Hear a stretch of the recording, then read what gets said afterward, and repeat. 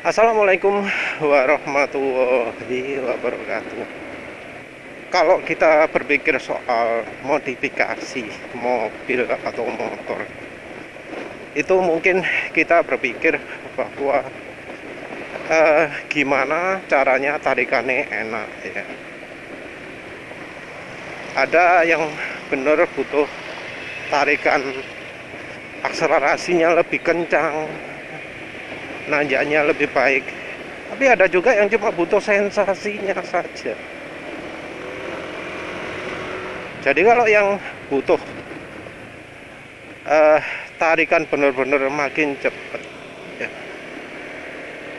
itu ya bisa pakai yang metode pakai piggy bank, terus menggunakan alat-alat khusus, bore up gitu ya, meningkatkan kapasitas mesin, apa jenenge, ganti rasio gigi yang memang orangnya itu benar-benar misalnya untuk keperluan adu drag, untuk keperluan balap di sirkuit gitu ya. Kalau yang itu ya mereka sudah pakai alat-alat bantu ya, salah satunya ya dyno, terus pakai alat ukur 0-100 juga ya, tentunya pakai alat-alat profesional yang lain ya. Tapi kan kebanyakan orang itu sebenarnya butuhnya cuma sensasi saja ya, nggak nggak benar-benar butuh yang beneran makin cepat ya, tapi cuma beneran butuh gimana rasanya berkendara itu bisa jadi makin enak, makin dinikmati. Karena ya misalnya kalau ini nih motor penulis yang NMAX ini, dalam kondisi jalur lalu lintas penulis ini mau di bore up itu penulis pikir-pikir. Kenapa? Karena kok apa ya, serasa berlebihan gitu loh. Karena ya nggak ada kesempatan pakai. Mau kapan pakainya? Jalan cuma ya segini toh. Ini juga secara akselerasi wis ya kencang lah wis. Lebih banyak habis itu ngeremnya juga. Penulis juga ya beberapa waktu terakhir ini wis sulit untuk melakukan uji top speed, padahal top speednya motor ini cuma 113. Untuk bisa 113 sulit ya.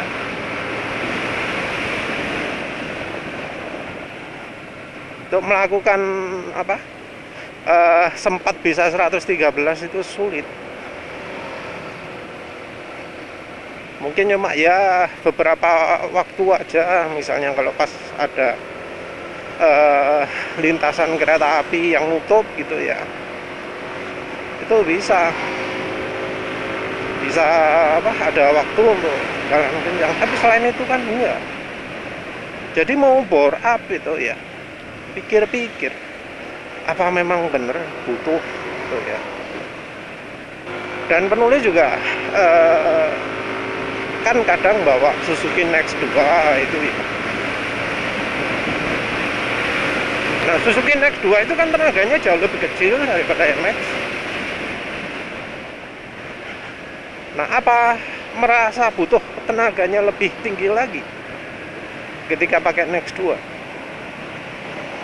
Next 2 sudah pakai modifikasi silek juga ya, saluran intake keluarnya udah dikecilkan, pakai pro kapasitor, pakai aditif bensin, pakai margarin dan minyak wijen. Nah itu saja penulis merasa wah nggak butuh lah ya yang namanya peningkatan tenaga, nggak butuh yang namanya makin kencang, karena ya jalannya juga sudah kayak gini nih, mau kencang sulit. Orang kalau berkendara itu seringnya, kecuali kalau diadu ya, seringnya nggak butuh tahu seberapa kencang akselerasi kendaraan. Seringnya itu yang dibutuhkan itu seberapa tinggi top speednya, seberapa beda kecepatan kendaraan kita dengan yang lain. Seringnya seperti itu ya. Karena kadang top speed itu terbatas. Kalau kendaraan lainnya pelan ya masa mau bisa kencang.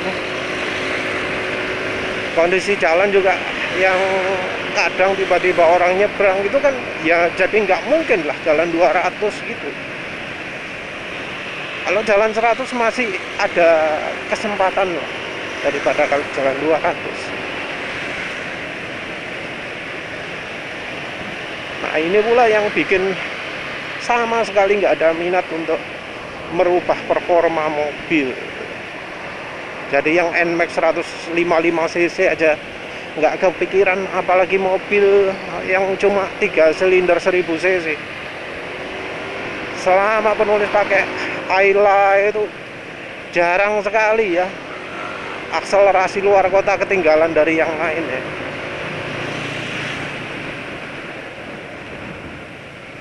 Karena ya power to weight rasionya sudah tinggi,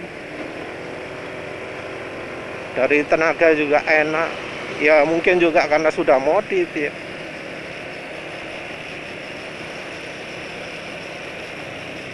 Selalu kalau di luar kota itu yang lain pada panas ya, lihat akselerasi mobil penulis ngek gitu ya, padahal standar cuma pro kapasitor sama silek sama pemaneh ya, wis itu tok ya, pro kapasitor sama silek aja ya.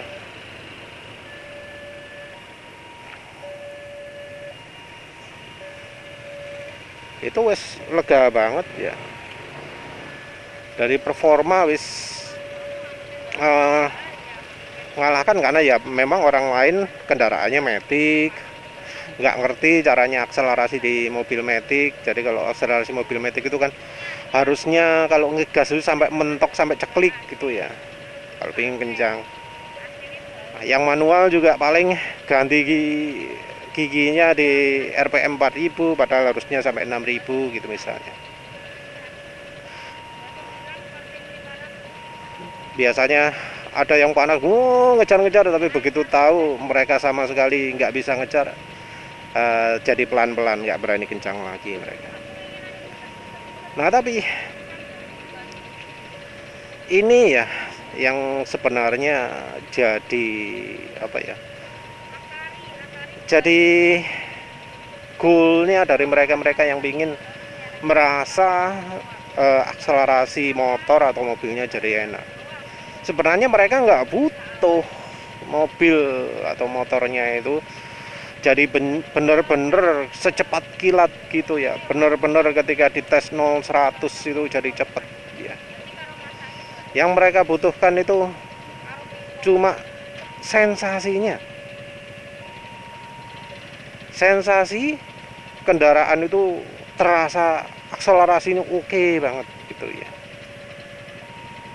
Karena penulis lihat contohnya kemarin lihat video, ada yang pakai mobil 1500 cc ya biasa, itu kelihatan mantap banget gitu ya, ngomongnya sip banget gitu, padahal cuma pakai downpipe ya, yaitu headernya yang turun ke knalpot itu ganti dengan yang nggak pakai catalytic converter. Itu kelihatan jelas ya, 1500 cc tarikannya gak ono ya. Ya mungkin karena memang kendaraannya ya, kendaraannya Evalia. Evalia memang terkenal tarikan bawahnya gak enak. Nah itu kelihatan walau gitu ya, suaranya bener-bener menggelegar gitu ya, tapi mobil nggak bisa berakselerasi. Ya beda lah ya dari yang kemarin penulis lihat kan, Cumi darat gitu, yang push gitu ya, itu kelihatan kendaraannya akselerasi oke gitu. Kayaknya NMAX penulis kalah tuh akselerasi nih. Mungkin apa ya, itu Mazda 5 kalau nggak salah, mungkin 250 HP mungkin ya. Oh ini contoh yang apa, mobil kanan ini mobil Terios, oh Toyota Rush ya, suaranya bung. Nah, yang berkendara juga sering ngegas gitu ya, padahal ya jalannya nggak kencang ya, itu yang cari sensasi. Nah yang di video itu jelas pinginnya sensasinya, jadi wung gitu ya, suaranya wung buanter gitu ya, tapi nggak pelencing gitu ya. Penulis juga sering lihat kalau yang motor itu yang pakai knalpot racing ngegasnya kayak wah, tapi gak budal-budal ya, ngegasnya wis buanter wah, tapi klunuk gitu ya, malah lebih pelan daripada kendaraan biasanya.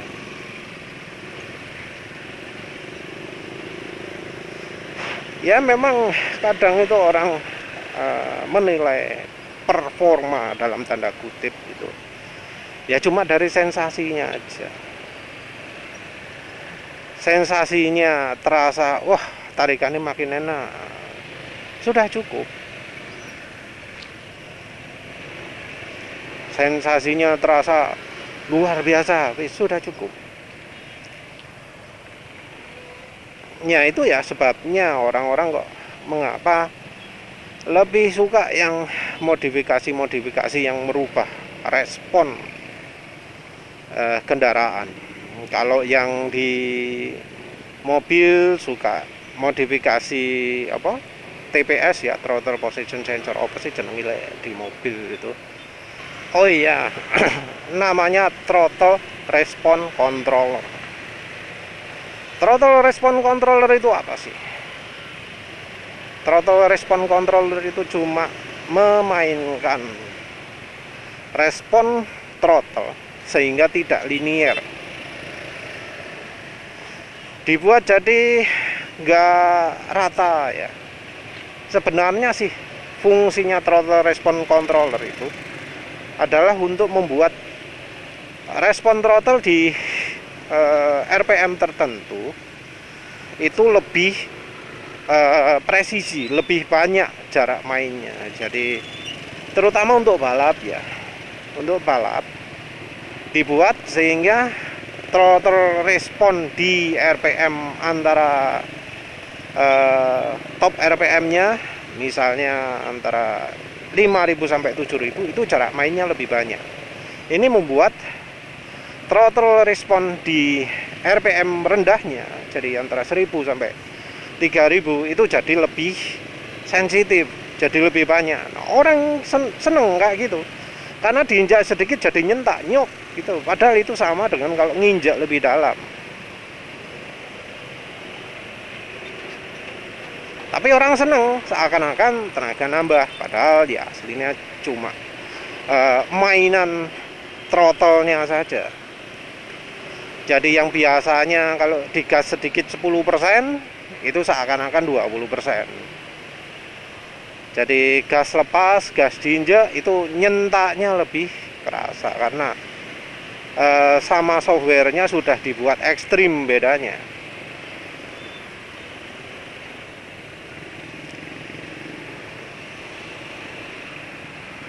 Nah gitu toh orang sudah seneng, padahal ya cuma merubah throttle atau rasanya yang dicari, sensasinya yang dicari. Tapi dari performa kendaraannya sendiri podo ae.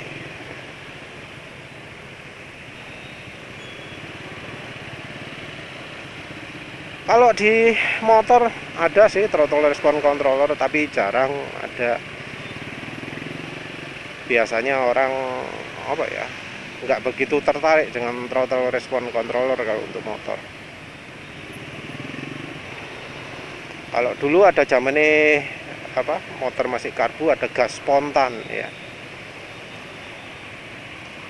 Gas spontan ya, yang sebenarnya keperluannya khusus ya. Gas dibuat on off, yang sebenarnya hanya cocok kalau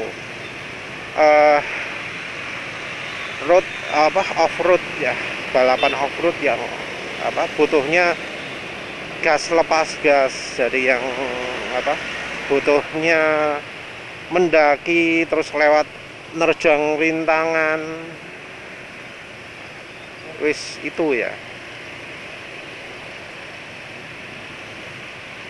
nggak butuh yang namanya presisinya gas. Kalau balapan sirkuit ya butuh presisi gas ya, wajib. Kalau gasnya nggak presisi, di tikungan mental itu, nggak iso kencang.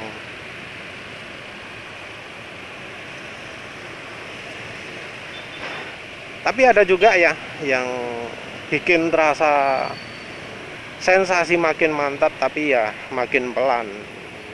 Jadi kalau yang throttle response controller masih lumayan lah,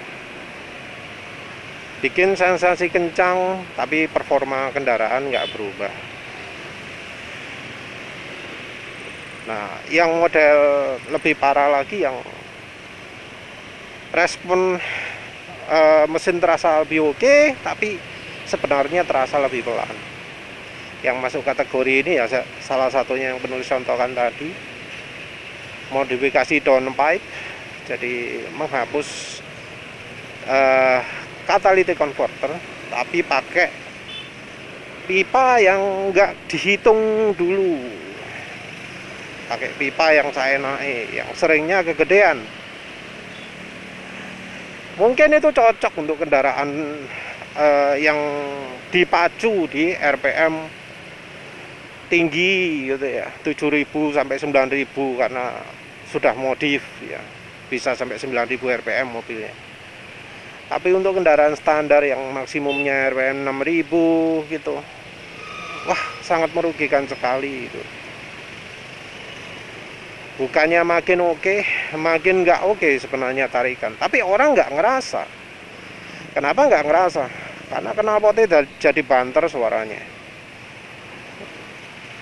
Penurunan performa itu jadi tertutupi karena makin berisiknya ruang kabin.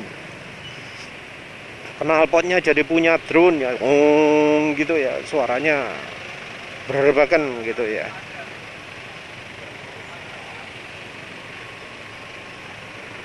Suara berisik, terus getaran mesin makin besar biasanya, kadang gitu ya. Karena ya pengaruh drone tadi juga mungkin ya. Tapi suara juga mengalahkan performa. Jadi bisa makin lambat, tapi nggak sadar bahwa itu sebenarnya makin lambat karena sensasinya terasa oke. Kalau di motor ya itu knalpot racing yang sembarangan, knalpot racing yang nggak memperhitungkan kondisi mesinnya. Kalau motor standar harusnya knalpot racingnya itu khusus untuk motor standar dan sesuai dengan tuningnya ya. Jadi knalpot racing motor standar untuk kondisi macet-macetan. Artinya yang ditingkatkan RPM rendahnya. Ya tentu beda. Knalpot racing untuk motor standar beda ya tentu Pak. Karena merubah knalpot sendiri, baik itu downpipe atau knalpot racing kalau di motor, itu sangat mempengaruhi perubahan power bandnya. Di power band RPM berapa itu knalpotnya meningkatkan tenaga, karena biasanya akan diiringi dengan penurunan performa di rentang RPM lain. Yang masalah adalah kalau kenaikannya nggak tepat. Seperti misalnya kendaraan ini maksimal 6.000 rpm tapi yang ditingkatkan di rpm 8.000, percuma. Knalpot racing juga sama untuk motor, yang dibutuhkan itu paling cuma 5.000 atau 6.000 rpm, tapi yang ditingkatkan sama knalpotnya di misalnya 12.000 rpm, yang nggak kepake. Dan ya kadang ya sebuah modifikasi bener-bener ya meningkatkan performa kendaraan, tapi dari orangnya sendiri nggak bisa terlalu merasakan. Cuma bisa lihat kalau dari dites, diukur, entah dari dyno atau data akselerasi. Nah, penulis amati ini untuk yang yang misalnya silek yang saluran inti keluar kecil. Silek itu sangat meningkatkan performa di RPM rendah di motor Next 2. Unik ya, karena ada beberapa pemilik Next 2 itu bilang ya bahwa iya, tarikan bawah jadi enak, tapi tarikan atas kecepatan tinggi jadi pelan gitu. Penulis ragu apakah itu pelan beneran ya, karena itu bisa jadi karena yang bawah itu naiknya terlalu cepat sehingga yang atas jadi kelihatan pelan. Karena penulis coba ya di motor penulis itu sebenarnya nggak berubah untuk yang RPM atasnya, karena penulis pakai yang resep sama ya, bukan yang silek panjang tapi silek yang 10 cm, diameter dalam 2 cm ya, pakai kabel juga, pakai kawat melilit juga. Nah itu di motor Next 2 penulis sebenarnya akselerasi RPM atasnya nggak berubah sama sekali, kelihatan tetap sama. Tapi untuk dari kecepatan mulai dari 40 sampai 80 ya, itu benar-benar jauh sekali bedanya, jauh sekali perubahannya. Yang atas tetap, yang bawah berubah banyak. Nah mungkin ya orangnya itu jadi ngomong tarikan atas berkurang, itu bisa jadi karena perubahan bawahnya itu terlalu cepat. Hal yang sama juga terjadi untuk pro kapasitor atau pakai cemenite ya. Jadi pro kapasitor atau cemenite itu yang untuk selang bensin ya, itu berubahnya nggak ketahuan ya, karena peningkatannya juga bertahap, pelan gitu ya. Jadi dipakai pertama itu nggak drastis, peningkatan efeknya itu nggak langsung, bahkan bisa sampai butuh 5 hari ya. 5 hari padahal motor tiap hari dipakai 40 km ya, butuh 5 hari. Kalau mobil juga butuh ya sekitar 20-30 km. Seperti itu ya bedanya. Nah perubahan yang bertahap ini membuat orang nggak begitu bisa merasakan efek pro kapasitor atau cemenite kalau di bensin. Mungkin tahunya kalau lihat mileage ya, jadi MID-nya dites gitu ya, biasanya sekian kilometer per liter, jadi sekian kilometer per liter. Baru tahu dari situ bahwa terjadi peningkatan tenaga. Karena setelah tenaga meningkat, sentakan itu malah berkurang. Jadi sensasi nyentaknya itu jadi hilang karena ya tenaga muncul mulai dari RPM rendah. Jadi kadang ada orang yang protes gitu ya, kok nggak begitu terasa gitu ya. Terus ternyata dilepas semua karena niat mau mengembalikan, terasa. Setelah dilepas jadi gak enak. Jadi emang peningkatan tenaganya itu baru terasa setelah ngelepas, baru setelah dilepas. Oh iya, ternyata emang bener. Ternyata emang kalau apa jenisnya, performanya naiknya itu pelan-pelan, jadinya nggak bisa orang itu tahu bahwa tenaga itu meningkat. Nah, oleh karena itu juga orang juga lebih sensitif terhadap perubahan yang terjadi karena pemasangan pro kapasitor di kabel busi. Nah, kalau di kabel busi efeknya itu jauh lebih instan, jauh lebih spontan. Kalau di kabel busi begitu dipasang, begitu mesin dinyalakan, begitu dijalankan, langsung terasa nyentaknya, langsung kerasa nyut gitu ya. Ya kayak penulis barusan inilah kan, apa, pro kapasitor di motor ini sempat dilepas ya. Nah itu ya terasa langsung nggak enak, tapi itu pun butuh waktu. Efek setelah dilepas nggak enaknya itu cukup lama. Terus sekarang penulis pasang lagi di selang bensin 2 ya, jadi terasa lagi. Jadi ya orang kadang dalam menilai sebuah modifikasi itu nggak bisa netral, karena orang menilainya dari sensasi, bisa salah ya. Apalagi orang itu mudah beradaptasi. Jadi walau sebenarnya tenaga nambah, tapi kalau terjadinya perlahan nggak sadar. Nah ini juga berlaku untuk modifikasi bensin ya, berlaku untuk aditif seperti minyak atsiri atau lain-lain yang dicampurkan ke bensin. Tenaga yang makin lemah itu bisa jadi sensasinya terasa seperti tenaga nambah. Jadi sebenarnya performa kendaraannya itu turun, tapi orangnya ngerasa seperti performa kendaraannya naik. Bisa seperti itu.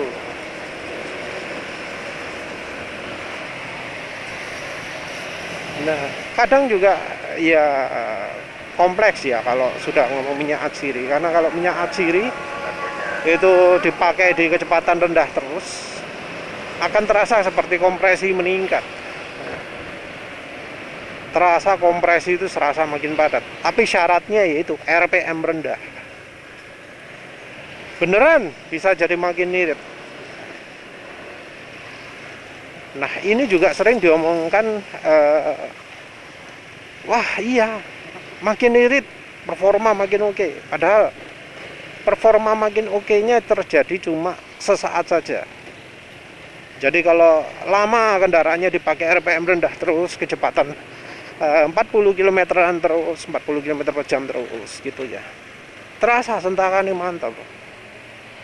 Tapi begitu sudah dipakai jalan 60, 80, langsung performa turun drastis.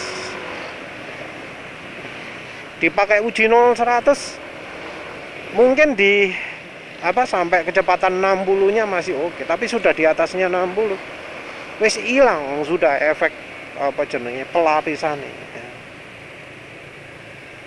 Jadi ada sifat seperti itu ya yang membuat orang merasa aditif minyak atsiri itu oke banget. Padahal ya sebenarnya kalau misalnya pakainya lebih dari 40, wah nggak ada efeknya, bahkan minus. Jadi untuk orang-orang yang suka kencang itu malah bakal makin boros ya, makin parah konsumsi bahan bakarnya. Nano Energizer juga mirip-mirip ya.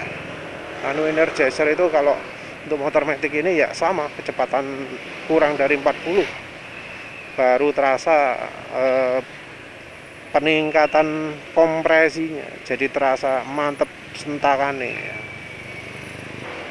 Ya tapi kebanyakan seperti itu ya. Orang itu nggak penting ya, nggak penting kendaraannya nggak jadi kencang beneran. Ya, walau memang ada yang mengharapkan kendaraan kencang beneran.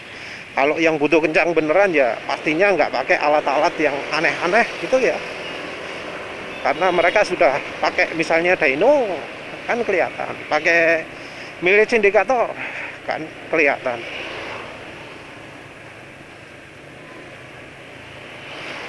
Kalau yang beneran cari kencang beneran, irit beneran, pasti pakai alat yang sudah teruji, alat-alat yang ya cuma memberikan sensasi saja ya, jadi anu ya nggak begitu kepake ya.